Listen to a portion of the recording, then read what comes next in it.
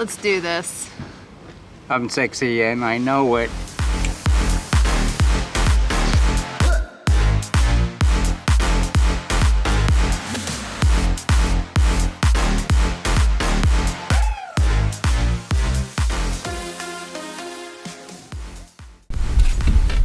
Welcome back to the show. Thank you so much for watching. I'm Aubrey. And I'm Stefan, and we are Sailing Miss Lone Star. So you guys are probably wondering about Little Miss, our little 29 pink sailboat. And that's what we're gonna be fixing today and showing you how to do the fiberglass. So what happened to Little Miss? Oh my gosh, did you guys see the video up in north in New England when that storm came through?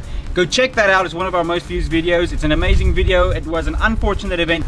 54 knots of wind on the starboard side into a deck. Okay, we had a lot of comments. Guys, not use more fenders. Why did you guys not have a fender board? You guys should have done this, and that. And we learned so much from your comments, and thank you so much. Yes, even the negative stuff really propels us to be better and positive and learn. So we really do appreciate your comments, even if some of them are a little bit harsh. You know, everybody learns, and that's one of the fun things about sailing, is that it's trial by fire. But of course, everybody has 20/20 vision, right? Yeah. There, and now we're fixing the gunnel on the port side, and Aubrey is our fiberglass queen on the boat. She's the one that does all the work, and we are going to show you right now how to do it. I'm Aubrey from Sailing Miss Lone Star. I'm Martin. I'm with Fiberglass Supply Depot. I'm one of the tech guys for fast glue epoxies. We're sitting on Little Miss right now, and we're looking at the big boo-boo in the deck.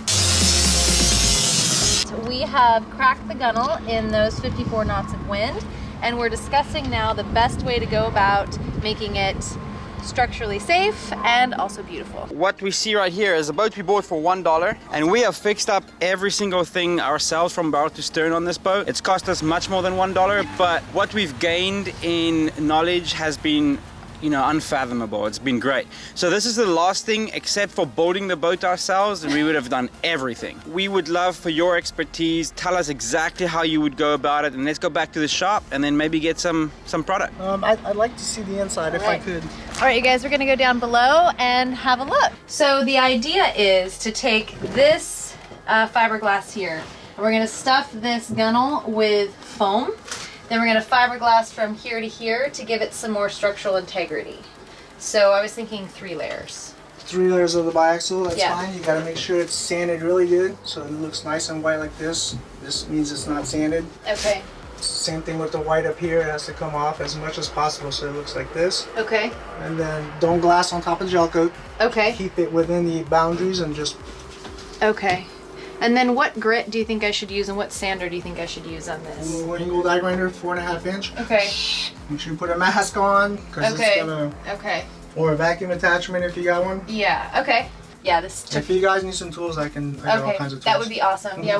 This took me a whole day. Just this.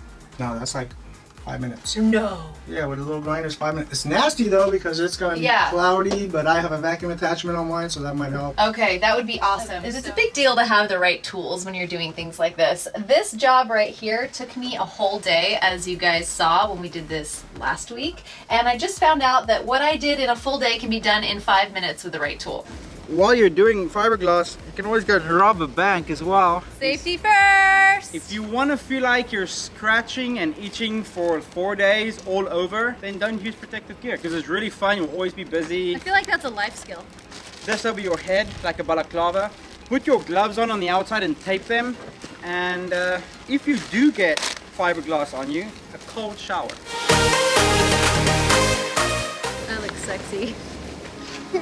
Hi, I'm Stefan. And I'm Aubrey. And we're gonna grind this boat today. There she is in all of her glory, I think. Can you see her? Yeah, I can see her, Stefan. So, come on, Aubrey, let's go. Okay, so this is what we're gonna do. We're gonna grind this boat out, and we're gonna get it painted in about 5 days, and we hope that we have enough time. You're gonna help us, you're gonna come with us. Michael Schumacher style. Yeah, let's do this thing.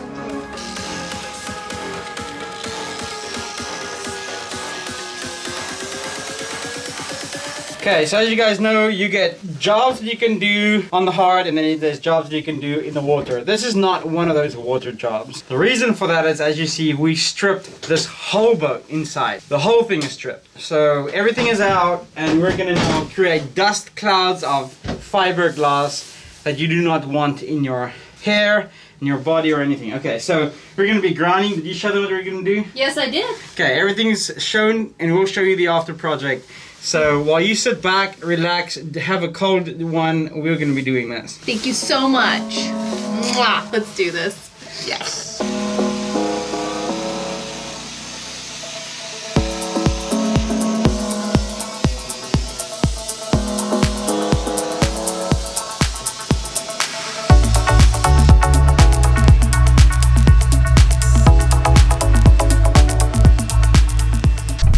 Okay, let me just tell you something.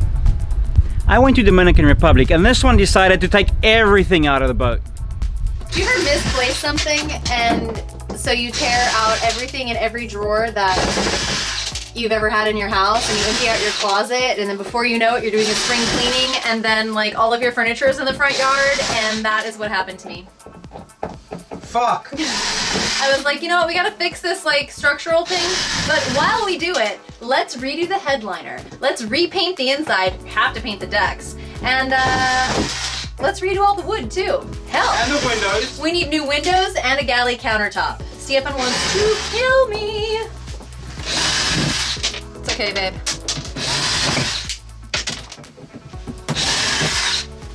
We're just doing a little stripping. Maybe that's what we'll title this, stripping on the boat. We are like, literally guys, we've done everything on this boat.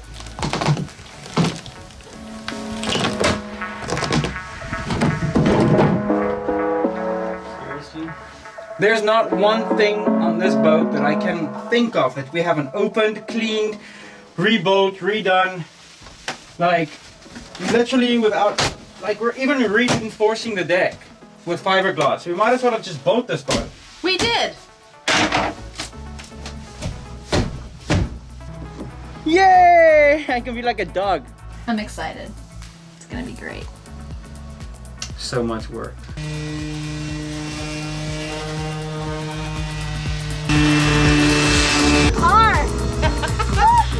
Alright, we've got the lesser spotted, never helped on a boat, Leslie. Hi, Sweaty. Just help her up. She can't even get up. Okay. I just stubbed my toe. Come on, a workout. I'm so afraid that this is gonna... Right, we've taken the rest of the things out of the boat and we are ready to get our grind on. Thank you. You sure? We look so good.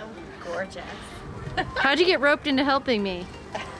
Magic. Your powers of persuasion are unmatched. I was like, it's gonna be so much fun. Come hang out in Florida. Woo! All right. Is there a certain way to tie ropes? Yes. And there's a whole nother way to tie a line. Okay.